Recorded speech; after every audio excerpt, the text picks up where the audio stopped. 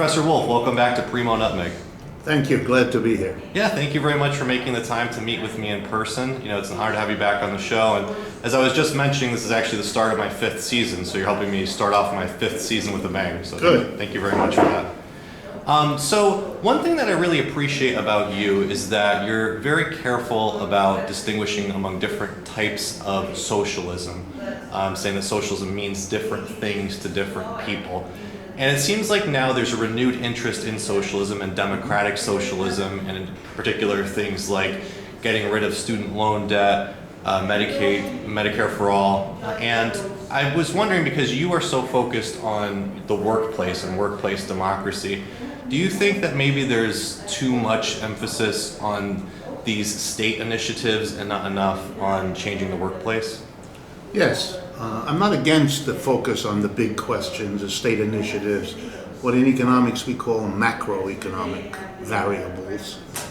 That's part of the story, that those need to be changed too.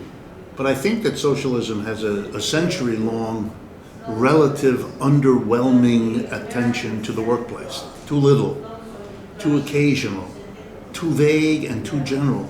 It's almost as if socialists accepted, when they know somewhere they shouldn't, what used to be called technological determinism. The idea that there's something inherent in the way we produce goods and services that requires a hierarchical top-down boss at the top, layers of supervisors, and then the grunt workers at the bottom, that's somehow either necessary or given by the technology or in some way automatic. And that's a terrible mistake. You know, I like to use the example. Human beings once thought that the only way to organize society was to have a king, a person whose children, typically the son, would then become the king, who would then have a kid and become the king, and that we needed that, and the king had to be in charge, and we were all the subjects, and he would tell us what to do, and we couldn't possibly have a society without a king, until we couldn't stand it anymore, and modern society got rid of kings. Where they remain these days, they're figureheads. They're not real, like the Queen of England or something. And for me, it's exactly the same in the workplace. What do we need a king for? What is this idea? We don't need that. We could work collectively. We could have co-ops. We could have communes. We could have all kinds of ways of collectively, rather than top-down, organizing the workplace, just as we did organize the community, the residents, the town, the city, etc. So yes, a long way of saying, I think socialists have way overdone the macro, underdone the micro level, the level in the workplace, in the family, in the household, and that those areas are now being focused on because they were neglected before. So given that, and given that there is so much focus on, you know, the Bernie Sanders version of democratic socialism, how do you renew interest into that micro level? Well, I think I see Bernie and democratic socialism as, in many ways, the mildest, least troubling for an American audience kind of socialism. And I think that's perfectly okay. I mean, I think that's understandable. The United States was a place where for over half a century, which is a long time, socialism was absolutely taboo. Bernie is the first one in half a century to accept the label and demonstrate to the American people that millions of people will vote for you, even if you have that label, so you don't have to be as frightened and scared as politicians were before, who might have been interested in these issues, but were terrified. You can even see among other Democratic candidates competing with Bernie, who go out of their way to say, well, I'm for capitalism, I like capitalism, I just want it to be a little better, or have a conscience, or have more love in it, or whatever, but they're afraid that you cross some kind of unspoken line in the United States. So I'm happy that Bernie broke the taboo. I think it's an enormous achievement. He gets a lot of credit from people like me. He opens the space. Americans are now catching up, and they have a half a century to do that. They have to catch up to all that has happened. Socialism has changed. Its way of thinking about the world is different from what it was half a century ago. It's a little bit like the United States is a bear coming out of a long hibernation. And so Bernie opens it up, and now we will see, and you're seeing it already if you follow these things, that people joining the DSA, for example, get involved. This is an opening way to do it. Some of them stay there and are happy, which is fine. And some of them find that this is not quite what they want, and they'll find other socialisms. That has happened before. Mm-hmm. It has happened in every other country. There's absolutely no reason to imagine it won't happen here. Well, in the past, though, I think that socialism has kind of competed with itself, though, right? And obviously, in the cases of the Soviet Union or other despotic regimes, you had the state socialism kind of push aside the more libertarian strands of socialism. So, obviously I'm not saying something as extreme as that might happen, but how do you ensure that the Bernie Sanders Medicare for All doesn't just completely annihilate the, or monopolize the discussion and effectively push folks out who want to change the workplace? Well, in the case of Bernie, I'm not worried, because even from the beginning, back in 2016, his first campaign, he had a plank in his platform that talked about encouraging, supporting, promoting worker co-ops. So you had a recognition, at least among some of his advisors and himself, that that's something they ought to be also open to. They haven't done very much with it. They've repeated it this year. So they're still with that. And he speaks about it a bit more often now than he did back then. So I see some movement. So I'm not too worried. I don't think he finds the notion of worker co-op transforming the workplace incompatible. I think what he's more hesitant about is whether it's yet safe to go there. In America, we've had worker co-ops from the beginning. For students, when I teach this stuff, I sometimes arrange for them to take a trip up to Pittsfield, Massachusetts, where there's the Shaker community, the religious Protestant Shaker community. Right. That's as old as this country, goes back to colonial days. And I tell them, take the tour. They have a nice tour up there. They have a big area. They show you the old buildings, but they also tell you how the work was arranged. And it was arranged as a co-op. There were no bosses. Things were decided democratically by all the workers. Wow. You don't have to go to Russia or China, and you don't have to have wild things. We have in our history, and it's all over the place, by the way. Farmers got together and had co-ops all across the United States. Whether they're dairy folks in New York or Wisconsin, or they're grain farmers in other parts of the country. So we have a long checkered history with this. But it got a kind of a reputation, particularly after World War II, when the anti-communism got going in America. The people involved in co-ops, and there were millions of them, began to understand real well that what they were doing had more than a little affinity with what all this socialism and communism was talking about, and that was getting a very harsh persecution by the government. They didn't want that to happen to co-ops, which I understand. So they made co-op into a lovely, interesting, different way of organizing a business. Not anti-capitalist, not wanting to overchange the government, none of that. We're just here, we farmers, or we craftspeople, or we whatever, and we're doing it together. Isn't that nice? Pull the teeth, not make it an anti-capitalist movement. On the contrary. And so they kind of pushed the lefty types who were looking at that stuff, interested, pushed them away. And so you have now a kind of rediscovery by people in the co-op movement. There's a whole association of co-ops around the United States. There's a lobbying for co-ops. Laws have been introduced both at the federal and state levels to make it easier to form co-ops right now in the last few years. But they want very carefully to keep a distance between them and folks like me who see the transformation of the workplace as a direct transition out of capitalism with its hierarchical organization to a collective democratic organization where the workers themselves are their own employers. And so I think that's coming. I think it's growing. I know it's growing around the United States. The invitations for me to go around the country speaking about it are off the chart. I can't possibly do it. there's not enough of us to be truthful to you about it.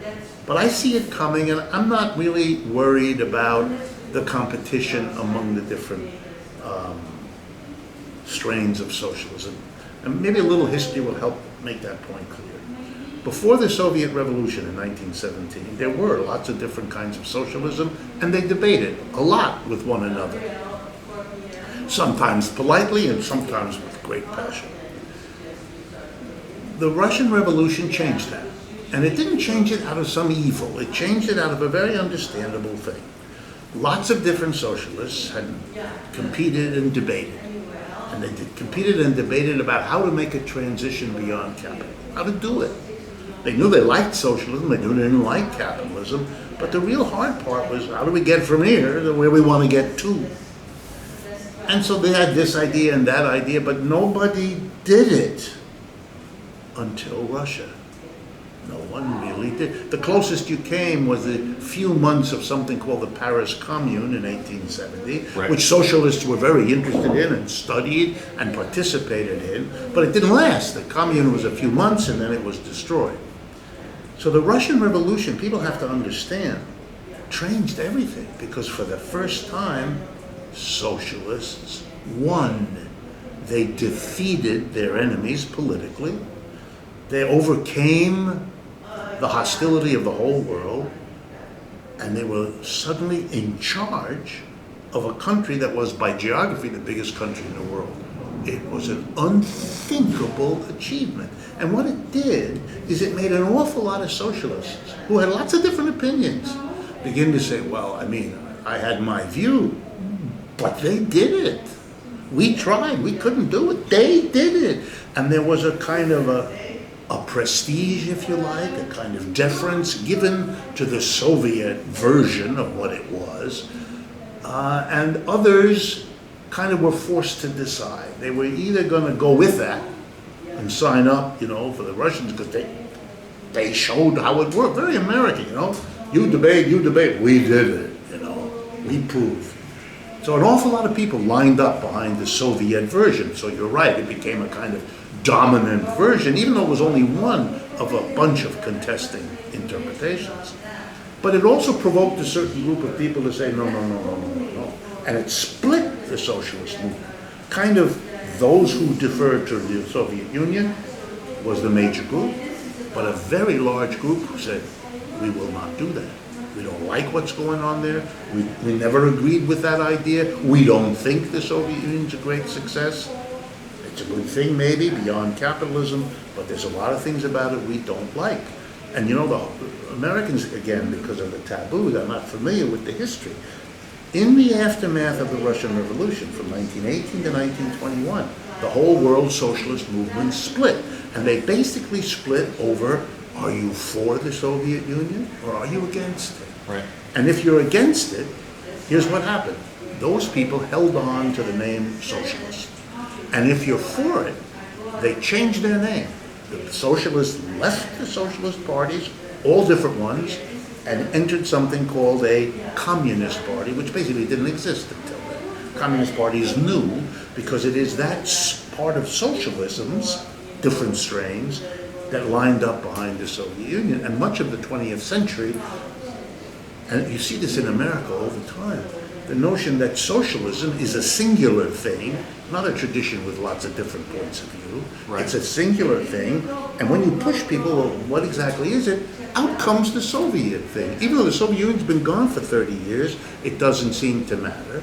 The fact that the Soviet Union was only one point of view within a vast array of differences also doesn't seem to matter. Mm-hmm. In most of my experiences, people don't even know this history. So it's not that they're rejecting it. They're not familiar with it. Nobody has taught them what all happened here.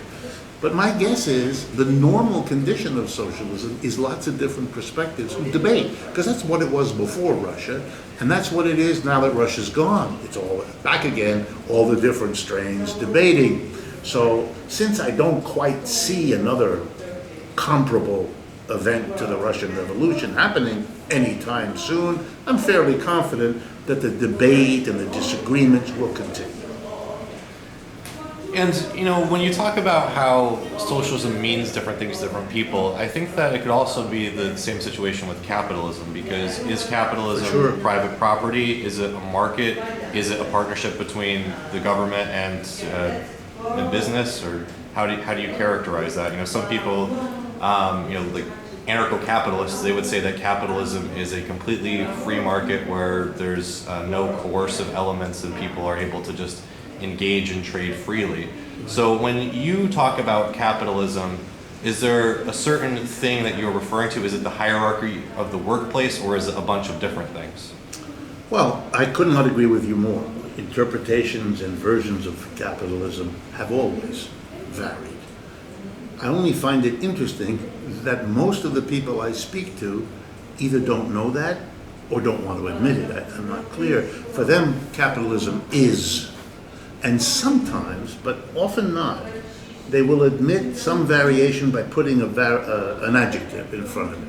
So it's crony capitalism if you don't like how that capitalism works, or it's free market capitalism, or pure capitalism. There's really quite an array. Socialism has its adjectives, and capitalism does too. I try as best I can to be specific about which kind of capitalism I'm talking about. I do have a general tendency to talk about capitalism using as my model the United States. I mean, I am an American. I mostly talk to American audiences. Their reference point for capitalism is pretty much what we live in, so I tend to use that. And then I'll talk about the varying other perspectives when it becomes relevant, and I'll give a judgment, my own judgment, about what they mean. I think that for a lot of Americans, the issue is really about the role of the government. And again, I know that that's not really what you might want to focus on. Right. But it does bring into question, in an ideal society, of worker co-ops, what is the role of the government? Is there a government? And what does it do? Well, before I respond, let me talk about your premise. I've always found it amazingly interesting that the government is this central question. Just as you said, I agree with you, it is, for many people. But I've been trained as a thinking person and professor all my life to ask the questions about particularly those things that seem obvious to anybody, left and right. So I've thought a lot about the obviousness of that. I don't think there's anything obvious about it at all. I find it remarkable that the great issue of the 20th century, the issue sometimes called capitalism versus socialism, could synonymously be called big role for government or little role for government. What an interesting one. In other words, the role of the government becomes the central issue. Let me show you why that's remarkable. In feudalism, the system that, at least in the West and in Europe, was prior to capitalism. Right. There were private feudal manors, and there were state feudal manors. The state operated a feudal manor, had its own serfs. But nobody ever discussed, in my history, going to school, the fundamental difference between state, feudalism, and no one gave a crap.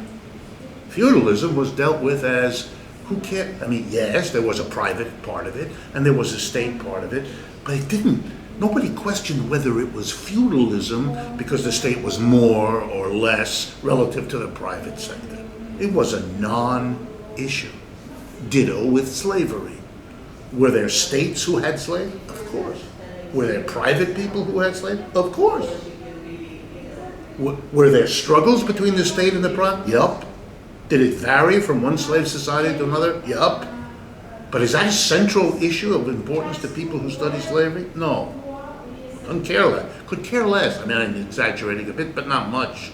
But in capitalism, it becomes this great question. Even if the state has employees, just like the private, if the employee comes to work from 9 to 5, does what the bosses tell him or her to do in the private, pretty much like it goes in the state, it's a big deal. Whether it's a state official who sits in the chair of the board of directors or somebody private who's elected by shareholders.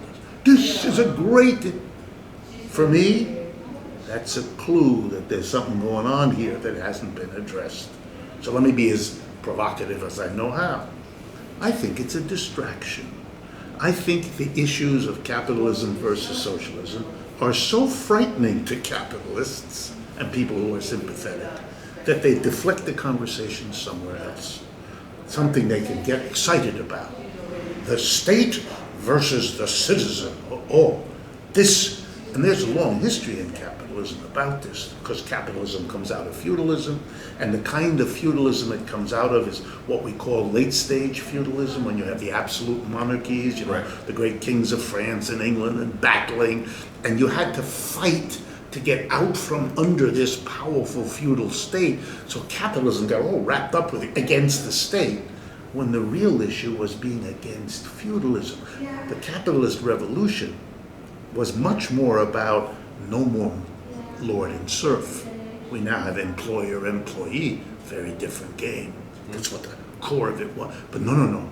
We talk about no state, no powerful central authority, all the libertarian anarchistic stuff. That gets woven into it and becomes much more important in people's thinking than the question, you got rid of the lord and the serf, and you replaced it with the employer and the employee. And let's look at that, and what does that mean, and how does that work out? So for me, I need to argue that that's, in my way, a distraction from what we ought to be talking about. Much more crucial for us is the organization of the workplace. And if you push me, I'll go even further and tell you the power of the state is more shaped by how you organize the workplace than by anything else. If you organize every workplace in a hierarchical way in which the working person comes to work each day, 9 to 5, Monday to Friday, walks in the door of the factory, the office, or the store, and is told immediately by some big authority, you sit there, you stand there, you work with this machine in this manner until I tell you to stop. I'll provide the machine, I'll provide the raw material, and when you're done pouring your creativity, your brains, your muscles into the work, you go home and you leave here because I own it, what you produced. This is an authoritarianism of fundamentally shaping people. And when do you go to work? 5 out of 7 days? The best hours of those 5 days, all your friggin' adult life. Of course you are then sympathetic to, used to, accomplished in a world where you take that for granted. So how are you going to be surprised? Yes, of course. The governor, the president, the mayor, they are acting towards me the way my boss acts toward me every day of my life. And what can I do about that? Nothing. I can quit. What will I do? Go to work for another boss who more or less does the same.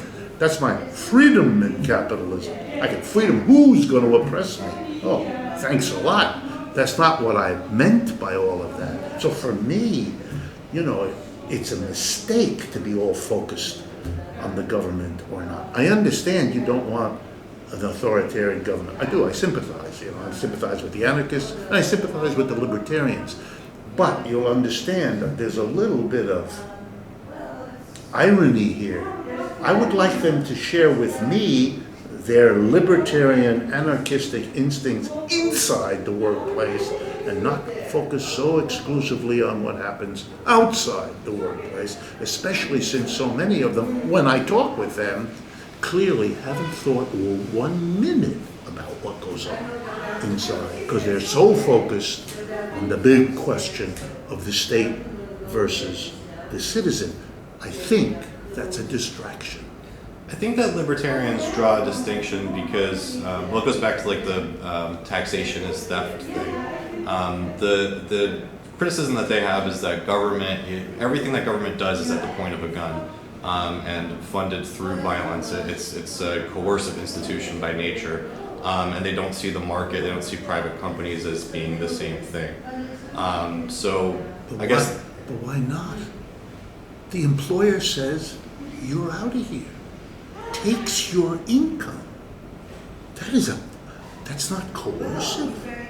The fact that an employer can decide when he or she is displeased by you for whatever reason, you're out of here. You have no job, you have no income, and anywhere else you go looking for a job, if they call me up and ask me about you, you'll be looking again. No coercion, holy mackerel. That is they feed you in jail. They won't feed you when you're fired. The employer has no responsibility at all. And not only is the employer operating coercion over you by the sheer power to do that, but he does it over complete innocence.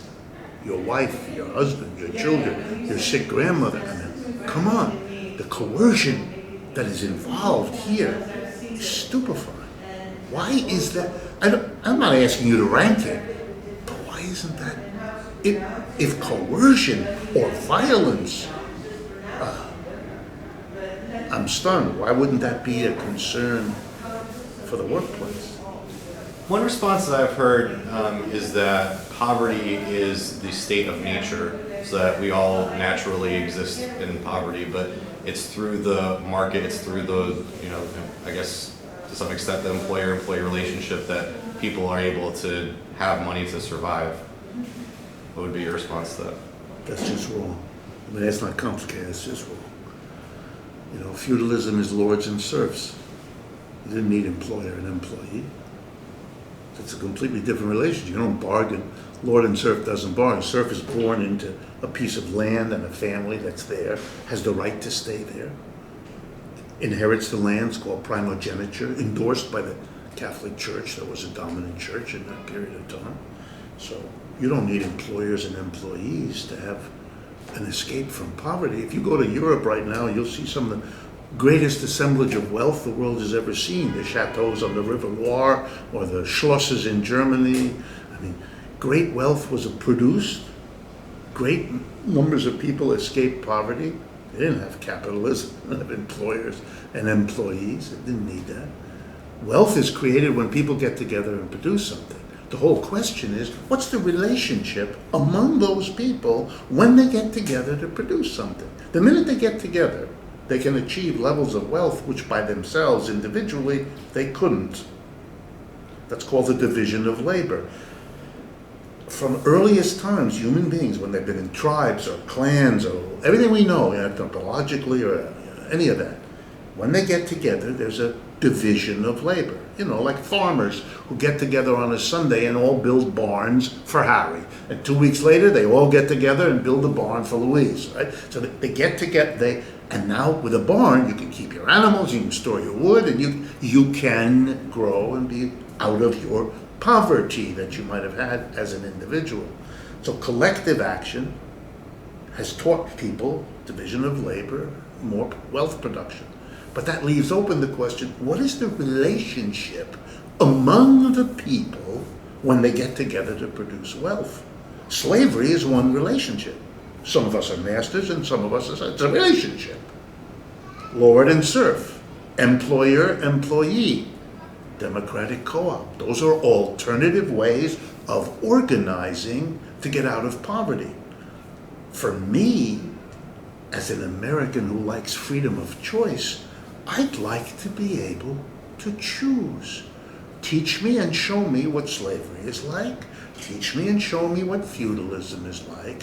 Teach me and show me what capitalism is like. Teach me and show me what a socialist, collectivist, whatever you want to call it, worker co-op is like. And then let's have a choice. Let people decide from which of these enterprises they want to buy the goods and services they consume, and in which of these environments they would like to do their labor, their part of the work effort. We don't have that freedom of choice in this country. We've abolished slavery. I have no objection. We put aside feudalism. Don't have an objection either. We have capitalism, but we have an alternative which we have systematically denied our people access to. I object. How are people denied access to worker co-ops? Where are they? We have a few thousand in the United States. Most people don't know that they're there. Most people don't know what it's like. They don't have an opportunity to work in one. They don't have an opportunity to buy products from one. If you wanted to give people choice, they'd have to have that. We'd have to be able, to go down the street and hear about it from a cousin or a friend or a newspaper story, and then go look at it, walk in there. We have efforts at it. We have food co-ops all over the United States. Brooklyn here in New York has famous food, been there for a long time. And you can go there and you can see this is a different way of organizing a supermarket. Okay, you don't have to like it, but you have a chance to see it. But we don't have worker co-ops in this country, and we don't have them for a lot of reasons, many of which are that capitalists don't want competition. They don't mind competition on 4th of July when it comes time to talk. But they don't ever want it. Every industry in this country, every industry has gone from competitive to monopoly or oligopoly if it's a feud.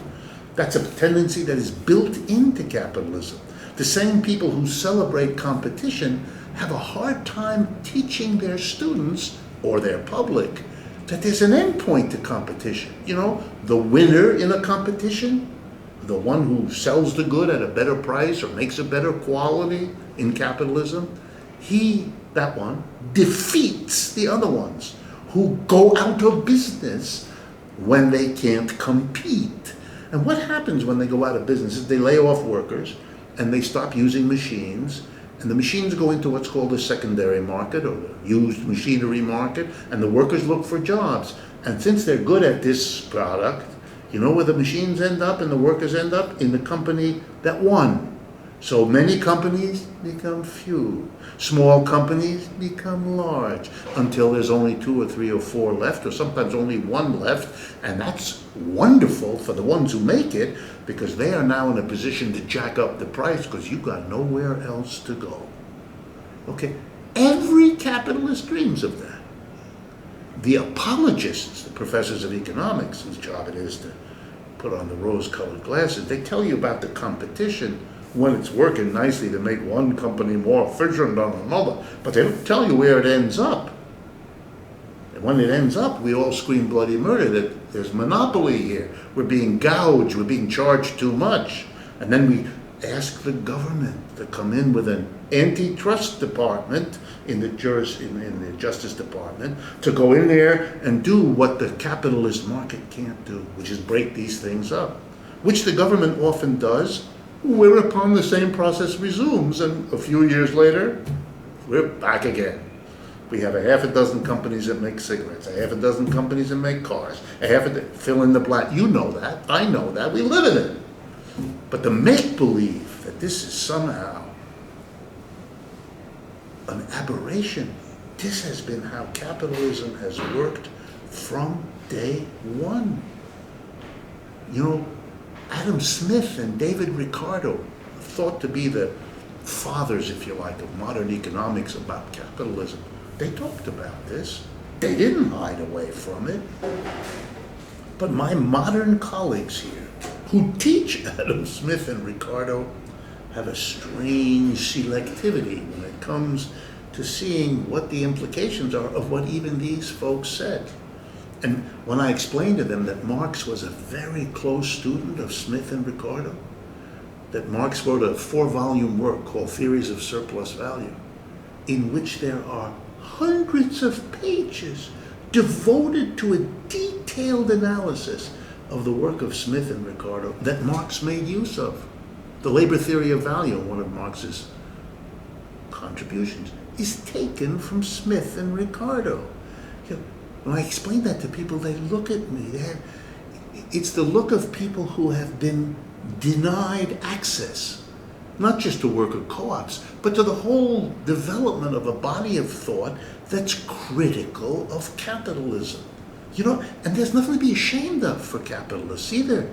Every system, slavery, feudalism, whatever system you want, had people who loved it and had people who were critical of it. That's healthy.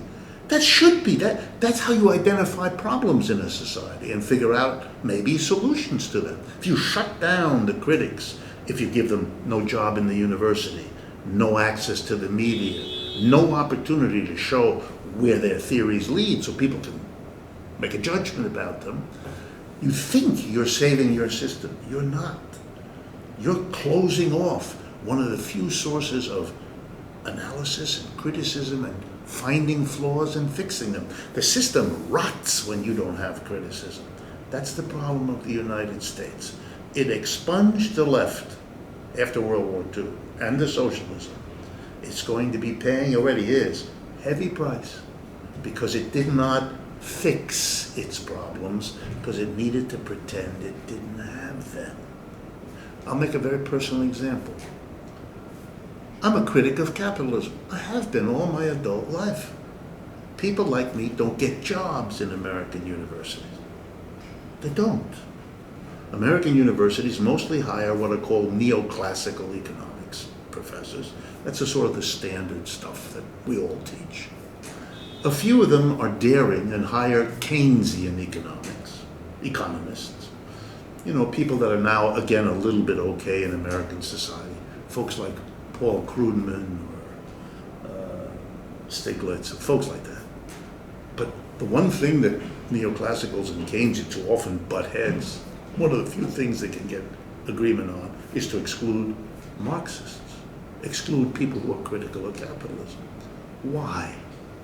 Because they're scared. It's dangerous in this culture to be interested in those, even now. Less so now than it's been for a long time, but still now. And so you close it off. You teach people who might be interested in these ideas, don't show that. Don't let your colleagues understand that you're interested in that. They look at you a little funny. You're supposed to be a cheerleader for capitalism. That's not healthy. It's like being in a club where everybody has to be a member, has to say it's the best club there ever was. For me, I don't want to be in that club. But then again, they don't want me either. So. Well, again, just to go back to the issue of the state, I just want to be clear. So is it your contention that if you were to change the workplace, then kind of from the bottom up, that would create a perfectly democratic state? No, nothing's perfect. It would help. I think you would create, if workers every day went to a workplace where they were in charge, where it was one person, one vote, what we produce here, how we produce it, where the production occurs, and what we do with the profits our labor produces, they would not then accept in their communities a hierarchical top-down. The appetite for that would have been removed. The experience of being an employer, not just being a drone at the workplace, not only doing what you're told, but being one of those who tells what's to be done because you're part of the group and your voice is equal to everybody else's. They're going to demand that, I think, much more. I don't think they would accept.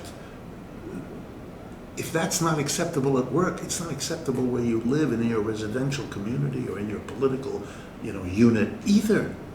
It's the, I think in one way, it's a little romantic idea, but it's one that's important to me. I think human beings want democracy. I really do. It's kind of built in. It's been developed for centuries. They want that. That's why we don't have kings anymore.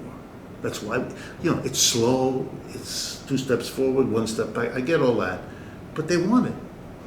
And one of the last frontiers is the workplace. And that's what's coming.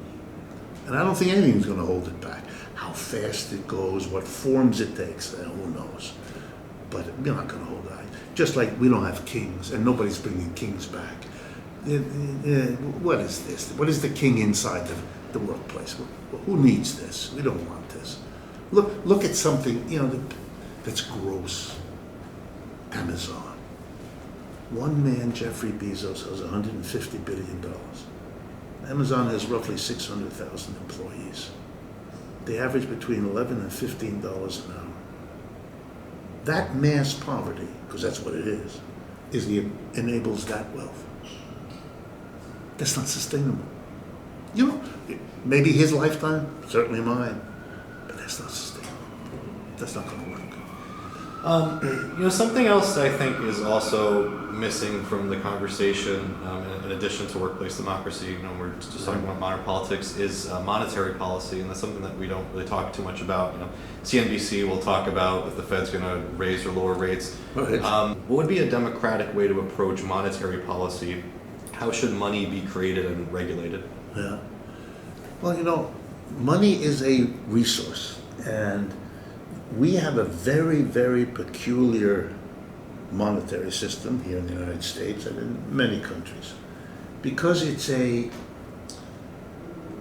the product of a conflicting set of forces. We all depend on money, so we want it in some sense to serve the people, right? But unfortunately, it's also very crucial to how capitalists make profits. So they have very clear ideas about what they want the money to be. And it's pure make-believe to imagine that the objectives of capitalists are identical to the objectives of the mass of people. That's just never been true. It's not true now. Even the people who like capitalism, usually if they're thoughtful, know that. So we've cobbled together this bizarre system in our country, the Federal Reserve, which is sort of half government, half the private banking system.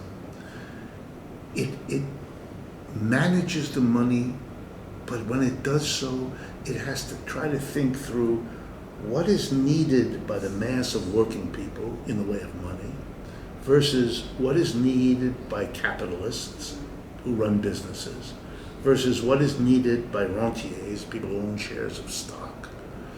And then they have to figure out, well, yeah, but we also are trading in the world, so what we do here affects the value of our currency, which in turn affects. And what you get is a political crazy place in which the lobbyists who want a lower value of the dollar want the interest rates down, but people who are terrified that an inflation is coming around the corner, which would hurt them, they don't want the interest rate down, they want the interest rate up.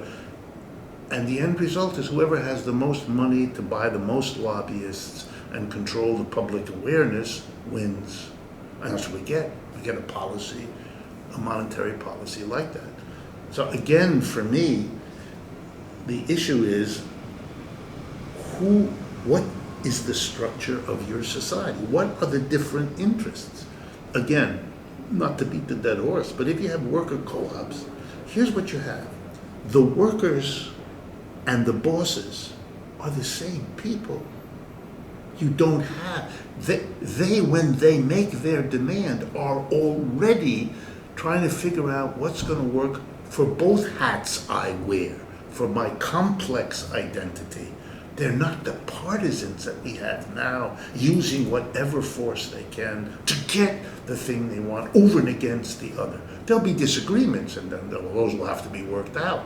There is no perfect solution. There are always differences people have, and they go in different directions. But in general, I think we would have much less of the kind of horse trading among subgroups in the society that we have now. And certainly not the class divisions.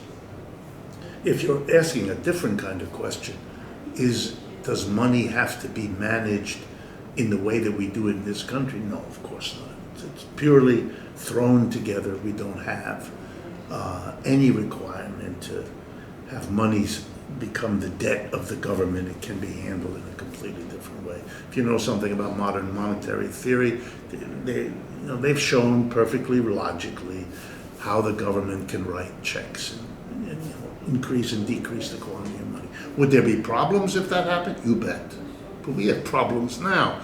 We're not looking for the thing that works without problems, because that doesn't exist.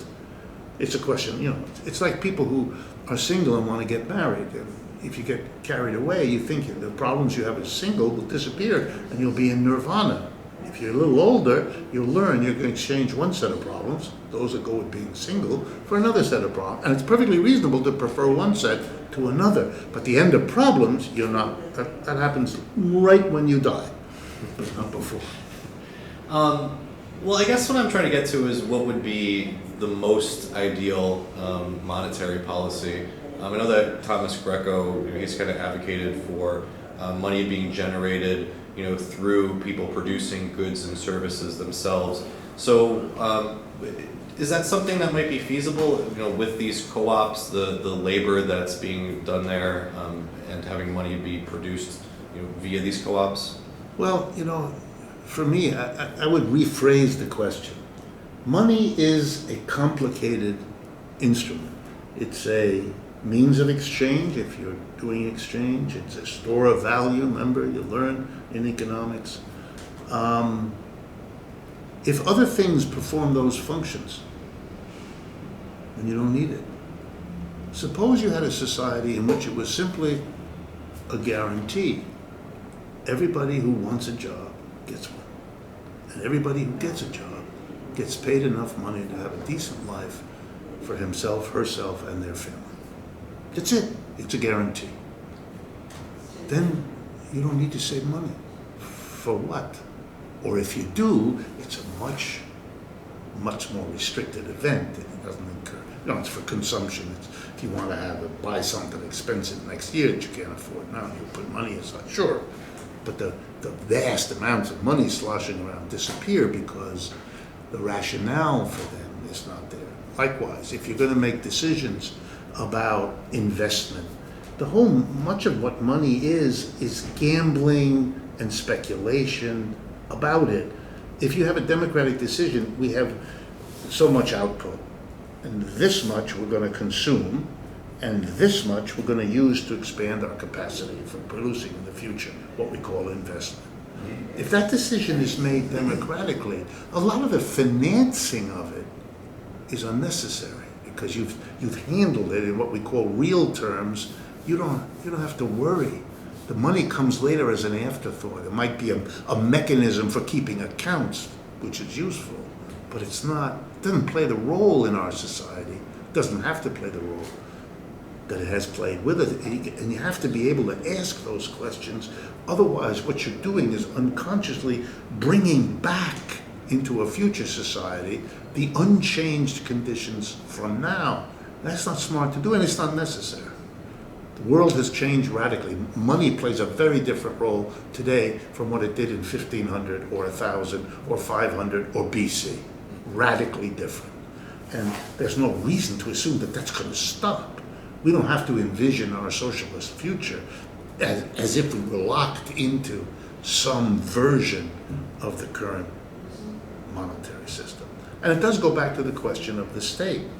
There is this idea, Lenin in Russia, this famous phrase, referred to the withering away of the state, which is something Lenin was committed to.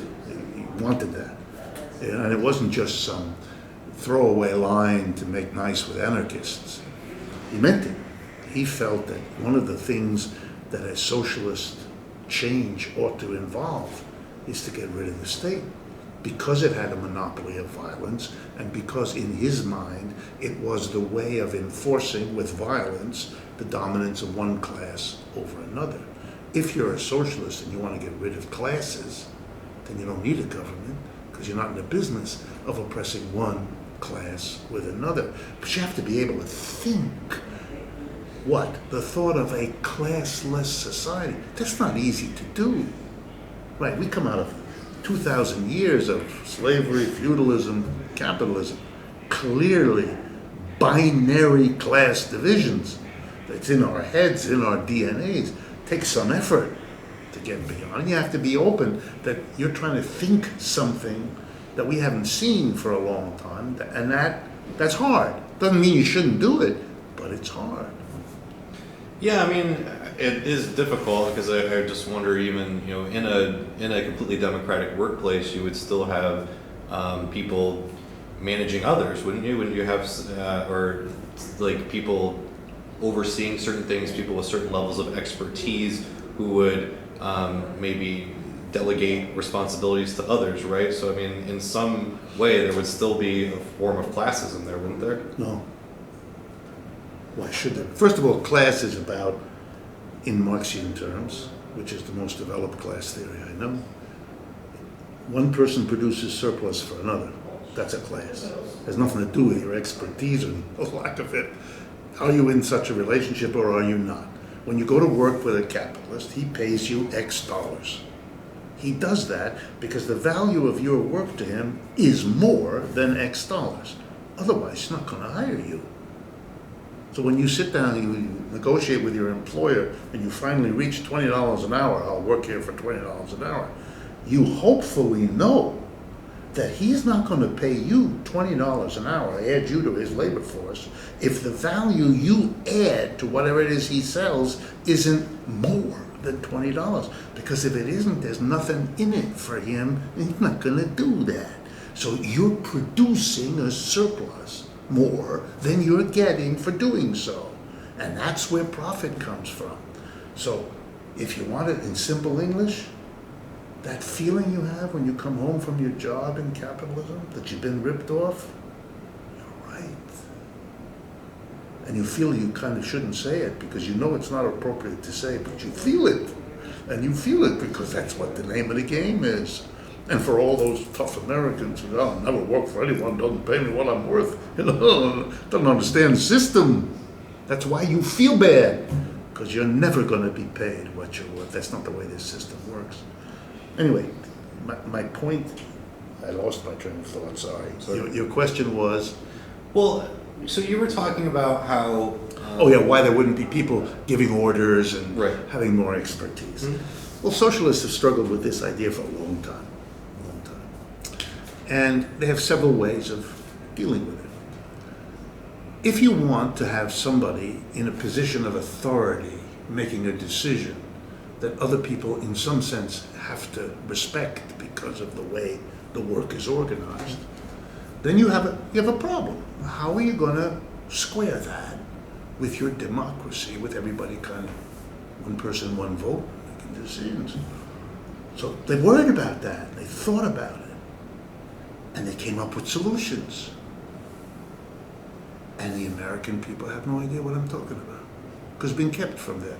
It's easy to find, it's in books and articles, all over the place. Here's one: rotation of function. You make sure that whoever's in a position of authority is later going to be in a position of taking authority. So he or she remembers what it was like to be told what to do, so they don't do it in a way that is not appropriate, that doesn't respect the people they're with. That you develop in all people the capacities that are needed. You don't organize society so some people are supervisors and others are the supervised, because you know why? That's not good for democracy. And if there were an example, socialists have worked on this, if there were an example where rotating slowed up things because you had to train the supervised how to be a supervisor, yeah, you pay that price. You pay that price. Why? Because you believe in that democracy. You don't want to harden people into one or the other because it's dangerous. Just like in a society like ours, you pay tremendous price. You just wasted, I don't know how much time, coming into a city that knows it needs to have access of people coming from Connecticut into New York City on those roads. We know how many cars come in on an average day. We know it all. But we have never solved the problem. This city's traffic mess, and those of Chicago, Los Angeles, you name it, are horrific. They waste gasoline. They pollute the air. They lose the productive time of people who are sitting in a car doing nothing. Do we solve the problem? No. Car companies don't want to give that up. They don't have mass transit that would solve your problem. You'd leave your car in Stamford and get on a rapid train that would be going every 5 minutes. That's how you move people. And you could do that. We don't do that. We pay the price. Private enterprise, profit-driven. We're going to make cars no matter how lunatic it is. Cars kill more people every year than most of our wars do. They're the biggest source of air pollution in the country. They waste energy on a scale. What are we doing? What are we doing? In a few cities in America, you actually have real mass transit. Boston has a street railway, it's famous. Everybody uses it. It's very efficient. What's going on here? In New Haven, Connecticut, where I lived on a main street, Orange Street, in the middle of New Haven. And one day there was work on the street. Big machines, they were repaving or something. I went out and talked with the workers. And as I'm talking to them, I'm looking, there are rails in the street, just under the asphalt. And I say to them, what's that? And they say, oh, this whole area of southern Connecticut used to be connected town to town, neighborhood to neighborhood by street railways. When the cars came along, they covered them with asphalt. So we don't have, they're there. But that's a price we pay in capitalism, for capital. In a socialist society, you pay a price. You'd lose some output because you want everybody to be both an order giver and an order taker in a rotation. So going back to the money thing, something that's really been changing a lot and becoming a big topic is cryptocurrencies and Bitcoin. I understand that these are privately created and they're very speculative and there's a lot of different ones. I'm just wondering for your overall take on that. Do you think that the blockchain technology would be useful, and just your overall thoughts on Bitcoin and cryptocurrency? Sure, blockchain is an interesting development. It's useful and it will be useful, but I don't think it has anything to do with the question of cryptocurrency. It's associated. It's a game. It's a public relations game. It's like when Lyft and Uber tell you, we have a new technology about how to get the... That's got nothing to do with their business model. Their business model, and I'll use it, you'll see the parallel.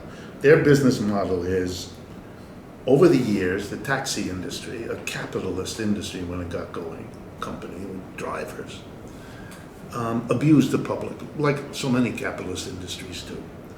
What did they do? They didn't maintain the cars. They didn't vet the drivers. They didn't insure. And so when there was an accident, which there invariably was with the taxi system, the people were damaged and couldn't recover, couldn't get insurance. They were damaged too often. They saved on maintaining the cars and all the rest. At a certain point, the public went nuts, as it often does, in rage about the deficiencies of a capitalist taxi system, whereupon they created the Taxi and Limousine Commission in every city, or almost every city has that. And so now it becomes a regulated industry. You know what happened to utilities, it happened to lots of industries in our country for a variety of reasons. Taxi is the best example. Okay, so how do you make a commission? Here's what you do. First of all, you have to get the different interests. The public that wants a safe ride, the cab company that wants profit, the workers that want a good income. Okay, so the commission gets together and works this out, sets rates. This is how much you can charge per quarter mile for driving a cab. This is how much the workers will get paid, and this is the profit that will then result if these are the rates and these are the pay scales for your workers. And you have to insure the car, and you have to maintain it, you have to have a garage, we'll inspect you, and we'll put it all together, and everybody will get their deal. And so it was. For decades, taxis worked like this. You had taxi companies, and here in New York, they sold medallions to a car, so you could do it. Okay, now comes Lyft and Uber. Very simple. Happens in every industry. They look at this situation and say, whoa, those cab companies are getting a profit even though they pay workers really well, and they insure and they maintain, because they get this great rate. Imagine how much money we could get if we could charge comparable rates. But we didn't do those other things. We paid them shit. We didn't maintain the car. We didn't vet the driver. Or as much of that as we can get away with. And let's call it the sharing economy. Let's call it a new technology. It's not a new, it has nothing to do with it. It's a very old game that's played in every regulated industry. When someone comes in and says, wait a minute, it's like FedEx or the other services coming in and taking away that part of the post office's function that is profitable, leaving them to service the little villages that have to have a post office, and at which they don't make any money for them.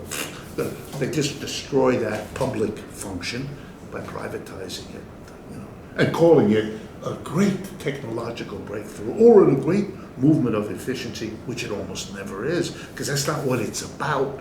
The business model here is a completely different thing. Okay, now cryptocurrency. To understand why that's unreal, again, you need the history, which is often the guide here. Once upon a time in the United States, in the 18th century and into the early part of the 19th century, banks all over the United States issued money. They printed banknotes. Right. So when you went from Maryland to Virginia or from Maine to Carolinas, you had to pass through a variety of places where you would have to literally exchange your money. Like if you now go to Europe, you cash in your dollars for euros, then you had to cash in bank money. And nobody knew who would accept, how far around Carolina would the Carolina bank, this one or that one's script be it was terribly difficult for any kind of long distance travel, number one. Number two, easy for crooks to forge it, to fake it, to create illusionary uses for it so they could quickly exchange it for another currency that actually had some. It became unmanageable. The corruption of it, the lack of usefulness of it, the abuse of it interfered with trade. And so eventually the upswell came. Get rid of this. I was about to say terrible F word. Get rid of this. And we need a uniform currency. We need something which is issued by an authority everybody respects, is enforced as the only game in town, so we can rely that if we buy and sell here and we move over there, the contract will be honored in a currency that is valuable. So they got rid of all of that to have a uniform currency. It is not at all surprising to me that after, like with Lyft and Uber, after decades of living in that world, people see opportunities to make money here, that if they set up their own currency, of course, if Amazon or if Google or if Microsoft create their own money and begin to trade in it, allow people to pay their bills in it, you're beginning to, it's like having Carolina Bank working a few of its, and now it becomes on the edge. Who else will accept it? And it will begin to become unmanageable. That's my guess. Totally. The computer isn't going to solve that problem because it's not a computer problem.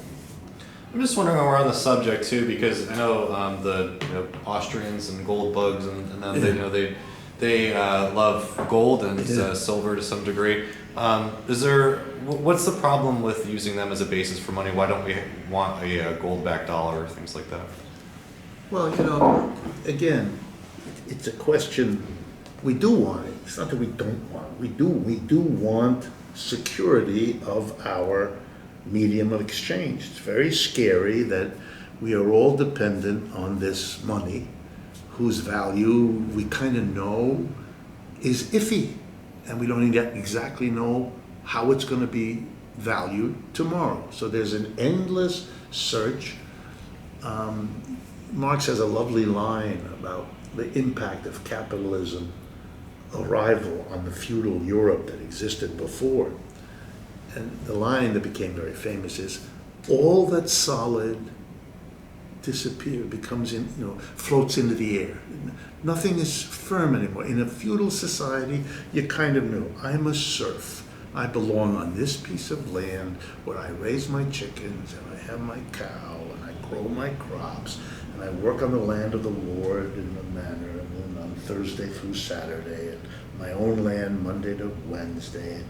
Life, and I know what I'm producing. I'm producing potatoes for the whole village alongside the rest of the stuff which is just for my family, and then I will go to the market where I will show my potatoes and people will give me shirts for my potatoes and pans, and that's how we work. We understand it, we understand what it's about.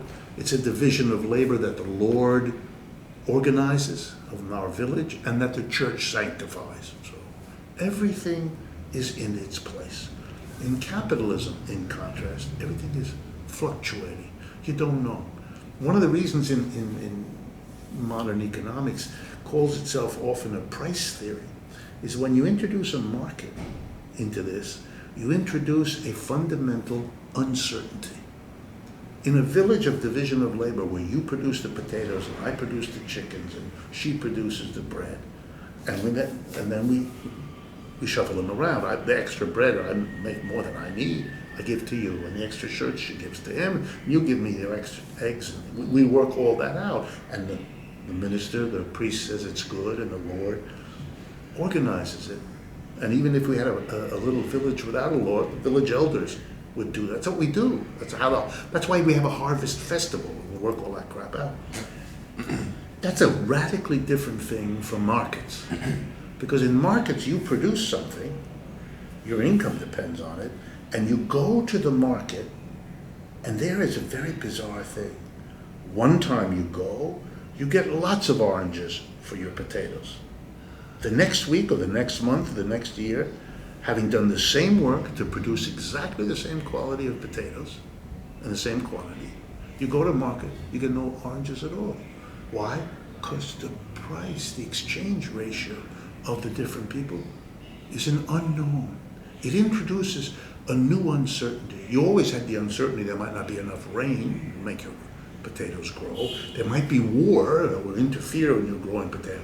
But you never had this market, this unknowing one day to the next, having nothing to do with your labor, your effort, the work you put, mean nothing if the conditions are, whoa. So people became quasi-hysterical in those middle centuries, 14th, 15th, 16th century, as the market and capital enters into Europe, because a new uncertainty obsessed them as it had to.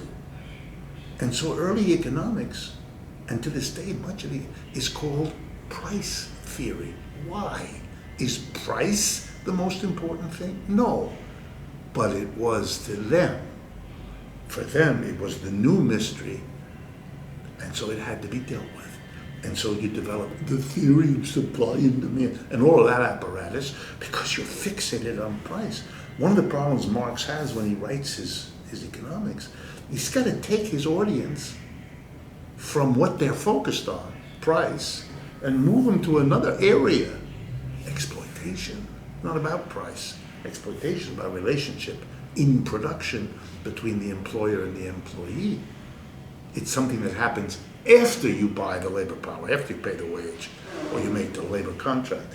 It's about the production. So for me, all of these kinds of questions become requirements for thinking in a different way about all of these things. I want to get that across because, again, coming out of a hibernation of not dealing with all of these questions for so long, Americans, when they ask them, are trapped by their own limited perspective. They're trapped not just in the here and now, because we're all trapped that way, but they're trapped in a very peculiar here and now, which closed itself off, didn't have to, chose to close itself off from a whole vast apparatus of social criticism that it needed but would not listen to. So I don't expect, I expect this cryptocurrency to blow over because it's too, it's too disruptive of the system, and I don't think they'll allow it to happen. They'll shut it down. Just like I believe, again, the metaphor. In the end, if Lyft and Uber survive, they will be cab companies. They will be regulated by the same commission system that regulated the taxi. They will have to pay their workers more, and they'll have to charge more, and they'll have to insure properly and vet properly and maintain properly, in which case they're going to become another cab company alongside the yellow cab or anybody else who's doing it. And all the hoopla about technology and sharing economy will be exposed for what it was, which was mostly babble. So we only have about 15 minutes left. Okay. I was hoping to maybe do kind of a lightning round where I could just kind of ask you a bunch of sort of more topical questions. And Shoot. So the first one, we had 2 Democratic debates so far. There's 20-something candidates. 25. Yeah. Well, a couple dropped out. Yeah, already? Who? Mike Gravel just dropped out. He did? Endorsed, actually, I kind of helped break the story that he was endorsing both Bernie Sanders and Tulsi Gabbard So he's dropping out. I didn't know. Okay. Eric Swalwell also dropped out, I believe. Yeah, well, he's the one who said make up with NATO and break up with Russia during one of the debates. And I think maybe Tim Ryan may be dropping out. I'm not sure of that. But in any case, just given all of the candidates in the race and all of the people, are there certain candidates that you support more than others? Are there certain policies that you are really supportive of and hope get spoken more about, just overall the 2020 presidential race? There are several of them that are saying things that I think need to be said, need to be debated, ought to be on the political part of our political discourse. I'm usually pretty disappointed by the level of political discourse, particularly in presidential campaigns. So I'm pleased, or whatever, when issues like student debt, Medicare for all, things like that get put out there as important topics.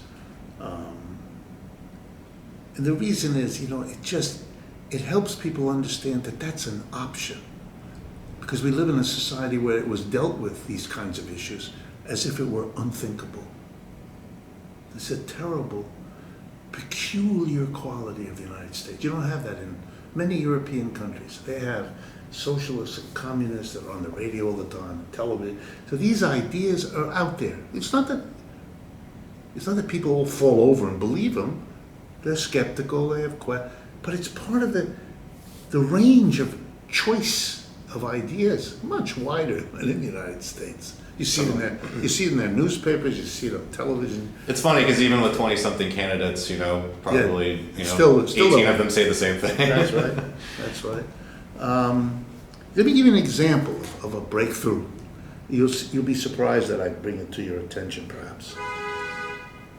J.P. Morgan Chase, the biggest bank in the United States, if I remember the numbers, today canceled all outstanding debts of all Canadians with credit cards. Most Americans cannot. If I say that to you, if I said it tonight on television, they wouldn't believe me. I mean, they know I don't make stuff up, but they wouldn't believe me because it is too. They can't. Right. Can you cancel debt? Sure you can. Societies have done it through history over and over again. So you think that we should be canceling our student loan debt? No, I think that the whole issue of debt in this society, I think it's bizarre to focus on one. Why is the debt that a family incurs for their child's education somehow different from the debt the family incurred to put a roof over their child's head? I mean, that's a mortgage debt, or the debt for a car without which in most American communities, you can't get to your job, you can't get to your school, you can't get to your shopping, you need a car. Our country is built on roads with cars that have to go a distance. Only in our central cities is it possible, basically, to do without. So for me, the whole debt question ought to be dealt with. What have we done in the last 30 years to load up every consumer with levels of debt that make them lose sleep at night? Well, even if we were to alleviate that and get rid of the system that's creating debt, are you saying that we should also abolish all debt?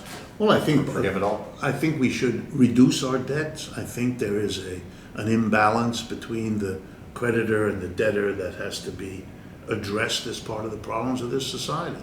I don't know, you would cut it all at once, that's probably not feasible, but I certainly would want to see debt relief as part of how you rebalance an American economy.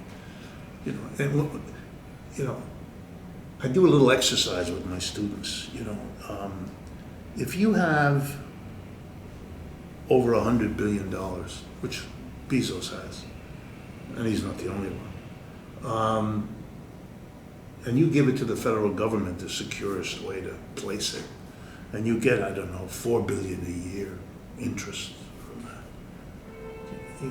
It means you're going to get $4 billion a year. That's if you don't work at all, if you just collect the coupons. What about that?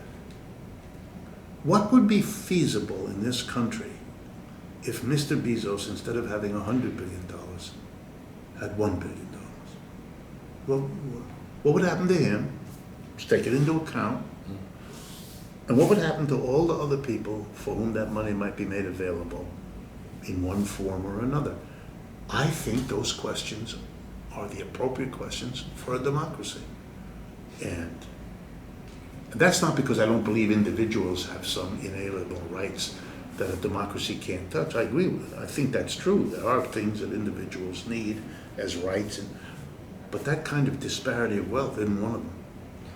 So, I'm sorry, just getting back to the 2020 election, for folks out there, who want to help move towards a more democratic society, are there any candidates who you think that we should be supporting?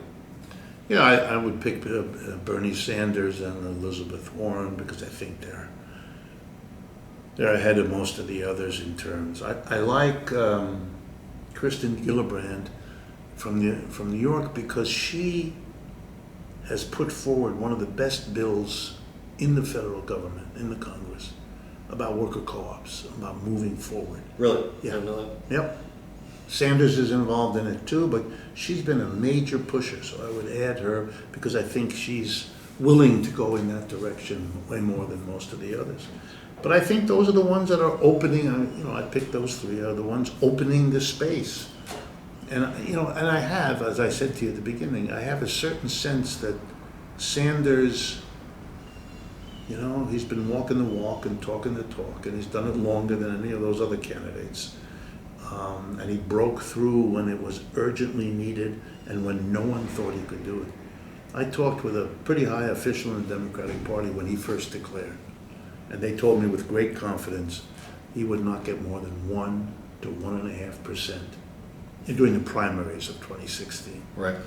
And when he proved how wrong they were, I spoke to that person again. And all he did was shake his head and said, we had no idea, we had no idea. He was stunned, as I was. I'm not claiming I knew. I found his prediction at the beginning plausible, sad, but plausible. So for me, I have a kind of a sense almost of a voter debt we owe to Mr. Sanders for opening up this space. Somebody who I've had on the show and I've focused on a bit is Tulsi Gabbard, just because I find her interesting insofar as she is bringing foreign policy to the forefront, which is something that so many people ignore. Don't do. That's right. Do you think that she's playing an important role, at least in getting a peace message into the election at all? Yes, but I think it's harder to get that stuff taken seriously by the Democratic and Republican Party leaderships than almost anything else. They are more willing to, at least from what I can tell, to deal with some of the radical economics kinds of proposals than they are with that. And that's why is that? Partly it's a tradition in this country that you don't dispute things that have to do with foreign policy, that show the world a unified front. I think it's a crock, but other people disagree with me about that, and they may be right. But the deeper reason is that the post-war period, the period of the hibernation of interest in socialism and honest dealings with it or learning about it, is also a period in which politics in America was defined as fighting the evil communist menace abroad and at home, rooting out the left inside and blocking it or overcoming it outside. It was kind of a nice, unified story. And when those kinds of stories settle in on a population for a long period of time, it takes a long time to undo. You can see it today. The hostility to Russia and China, even though they aren't the communist enemy, Russia completely not, China mostly not, I find that amazing. I was actually also going to ask that too, just because we had the Mueller hearings and the Mueller report getting released and just years of the of Rachel Maddow Yes. screaming about the Russian threat every night. Yes. Do you find that really analogous to because I've called it Neo-McCarthyism. Do you think that there is a parallel there between the hysteria about Russia today and in the 1950s, or do you think that they are very different things? I think the realities are very different, but I think that the knee-jerk reactions are premised on what happened back then. I mean, you had, remember at the end of World War II, capitalism in the United States had collapsed in 1929. The period 1929 to 1941 was a period in which the American people as a whole reached the conclusion that capitalism was a disaster. We have nothing like that now. We had that then. And you had a reaction to the collapse, to the Depression, in which a vast social movement, workers forming the CIO, you know American history, two socialist parties, one a general socialist party, the other one a Trotskyite socialist party, Socialist Workers' Party, and the U.S. Communist Party made a coalition. The socialists and communists were kind of the militants, and the CIO was the mass, big organization. And they basically went to the president, Mr. Roosevelt, and in so many words said to him, you've got to help the mass of people through this awful capitalist collapse, this failure of your system, because Roosevelt comes from the richest families in the country. And if you don't, two things will happen. One, we will stop voting for you and you'll be out on your ass. And number two, our left wing, and the communists, are going to make a revolution here. And remember, it's 1929. This is barely 10 years after the Soviet. People are aware of what that means. And Mr. Roosevelt, to his credit, understood he was dealing with tens of millions of people. More people joined the CIO, those unions, in the 1930s that had ever joined unions in America before or since. It's the greatest period of unionization in American history, by far. Spectacular. Millions of Americans who had never been in a union, whose parents had never been in a union, joined a union out of the logic, I'm going to be better off getting through this horrible depression if I'm in a union than if I'm not. Okay, so Roosevelt cuts them a deal, and then proceeds to do what? Passes Social Security. We never had that before in this country. Everybody who's 65, they have money. Passes unemployment compensation. We never had that before either. You got unemployment, give you a check every week for a year or two, get you back on your feet. Passed the first minimum wage at a significant level, which was higher then in real terms than it is today. And number four, biggest one of all, a federal jobs program from 1934 to 41 hires roughly 15 million people who are unemployed, who can now keep their job, keep their esteem, pay their mortgage, etc. Spectacular intervention to help the mass of people. Who pays for this? The government can't pay because with unemployment high, there's no taxes coming in. Businesses are, kaput, blah, blah, blah. So Roosevelt goes to the rich and he says, you know and I know, I have to do that for these people or else we're going to have real shit here. And I don't have the money. You do. So you're going to give me the money so I can take care of the people. And if you don't, I think there'll be a revolution. So you better give me a good chunk of your money or else you're not going to have any money to give anybody at all. Half of them didn't buy this line. That's the ancestors of the Koch brothers. The other half went and gave him the money.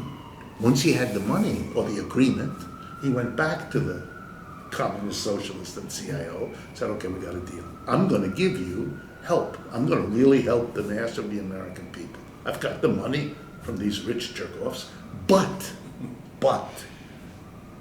no more this talk about revolution. We can't have that. Then my deal doesn't, I can't do it. Okay, they bought that.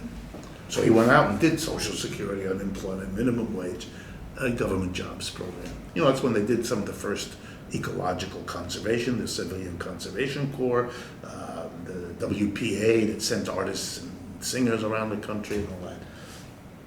Very creative period of time.